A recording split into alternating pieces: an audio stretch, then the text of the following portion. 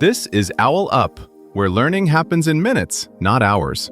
For a deeper journey, explore all our courses at owlup.co. Now, let's dive in.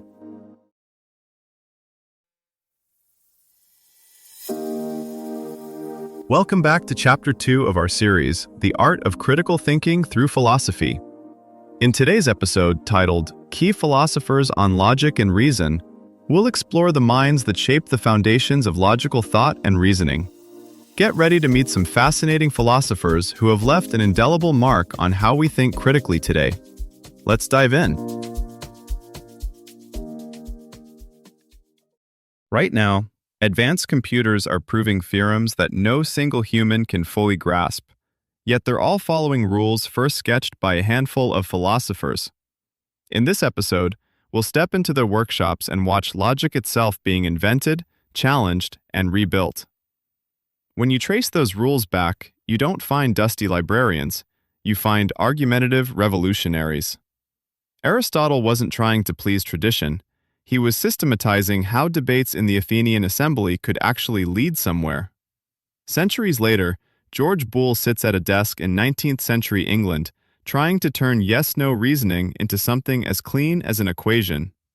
Then Gottlob Frege, frustrated with the messiness of ordinary language, drafts a new symbolic script in 1879 that quietly reshapes mathematics and, eventually, computing. Each of these thinkers faced a different kind of chaos: political rhetoric, everyday speech, sprawling algebra. What unites them is a stubborn question: what must follow from what? In this episode, we'll follow that question through their work and see how their breakthroughs still shape your choices, from online searches to how you argue with a friend. But the story isn't a smooth climb from confusion to clarity.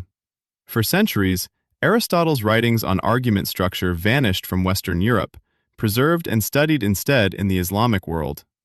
When Latin translations arrived in the 12th century, they didn't just revive an old toolkit, they collided with theology, law, and early science, forcing scholars to rethink how to argue about everything from God's existence to property disputes. Later, Boole and Frege don't replace that legacy, they layer precise calculi on top of it, tightening the gap between seems right and must be true. When those Latin translations of Aristotle's work hit European universities, they didn't arrive as a museum piece, they arrived as a disruptive technology. Suddenly you could diagram an argument skeleton and check whether the conclusion really followed. That's why medieval scholars obsess over forms of reasoning. If the form is flawed, no amount of authority can save the conclusion.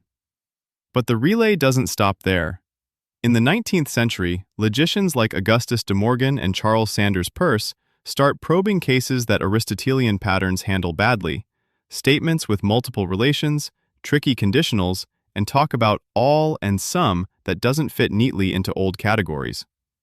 Peirce experiments with graphs and symbols that look closer to circuit diagrams than to classical prose, sketching a bridge between logical relations and visual structure. Enter the next twist: logic meets uncertainty.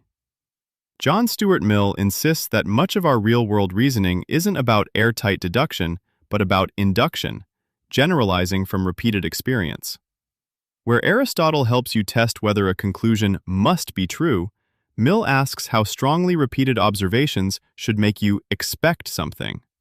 This tension, certainty versus probability, still underlies debates in statistics, AI, and risk assessment.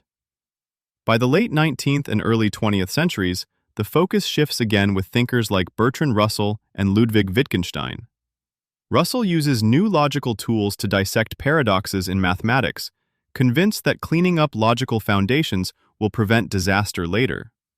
Wittgenstein, in his early work, pushes the idea that the structure of language and the structure of the world are tightly linked, then later warns that our craving for perfect logical order can blind us to how language actually works in everyday life.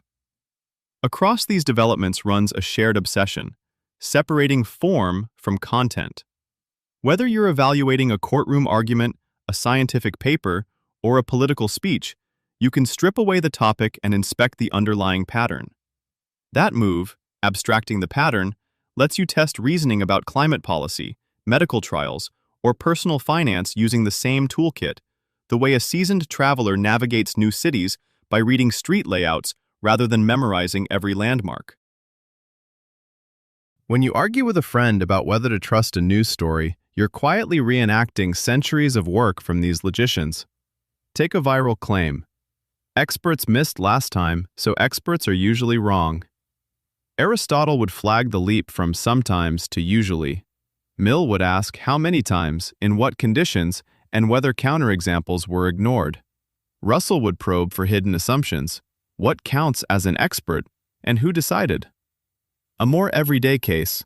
You're choosing a new route to work. One path is shorter but rarely used. The other is longer but packed with commuters. A Mill-style mindset weighs repeated outcomes, traffic flow, delays, instead of relying on one lucky shortcut. A Frege-style mindset nudges you to distinguish "this road is often clear" from "this road is always clear," because your future schedule may depend on that difference. Analogy time. Walking through a dense forest, Aristotle gives you a compass for direction, Mill hands you a weather report, and Frege sketches a precise topographical map. You still choose where to hike, but with a clearer sense of what follows from each step. Future implications ripple far beyond classrooms. As explainable AI matures, logicians are designing systems that not only reach decisions, but also lay out the "because" in plain language, like a transparent recipe instead of a sealed box. In labs, quantum logic experiments test what happens when basic assumptions, such as whether every claim must be simply true or false, start to bend. Upcoming generations may treat today's laws of thought the way we treat pre-Galilean physics, useful but incomplete. Each time you pause before sharing a headline or clicking "Buy Now," you're quietly joining this centuries-long workshop. New twists, like probabilistic reasoning in medicine or algorithmic trading, demand sharper tools than our instincts alone. Your challenge this week: pick one recurring decision and deliberately test the steps in your reasoning, not just the outcome. This was OwlUp, your daily step forward. To keep learning with structured courses and more insights, go to owlup.co. Until tomorrow!